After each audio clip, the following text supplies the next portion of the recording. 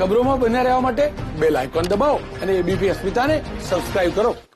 કચ્છમાં પણ કમોસમી વરસાદના કારણે ખેડૂતોને ભારે નુકસાન વેઠવાનો વારો આવ્યો છે અને આ વરસાદથી ખેડૂતો પાયમાલ બન્યા.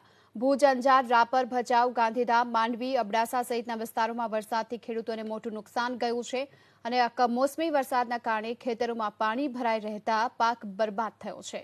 પાકને મોટું નુકસાન થતા ચપરેડી ગામના ખેડૂતો લાચાર બન્યા. કચ્છ જિલ્લામાં 270% થી પણ વધારે વરસાદ વરસી ચૂક્યો છે. ત્યારે હવામાન વિભાગ દ્વારા 5 દિવસની આગાહી પણ કરવામાં આવી છે. ત્યારે એબીપી અસ્મિતાની ટીમ ભુજ તાલુકાના ચપરેડી ગામે પહોંચ્યું છે, જ્યાં ખેડૂતોની મોટી નુકસાની પણ જોવા મળી રહી છે. ત્યારે પાકને પણ નુકસાની પહોંચ્યું છે. જ્યારે અત્યારે હાલનું સિઝનમાં ખેડૂતે કપાસનું વાવેતર કર્યું છે, મગફળીનું વાવેતર કર્યું છે. ત્યારે પાકને ક્યાંક ને ક્યાંક નુકસાની જાય રહ્યું તેવું પણ દેખાઈ રહ્યું છે. હું દ્રશ્યો બતાવવાનો પ્રયાસ કરીશ. હાલ કપાસમાં પણ તમે જોઈ શકો છો કેવી રીતે કપાસનો પાક ફૂટી ગયો છે અને સંપૂર્ણ નુકસાન જવા પામ્યું છે. ત્યારે પડ્યા પર પાટા જેવી સ્થિતિ ખેડૂતોની થઈ છે.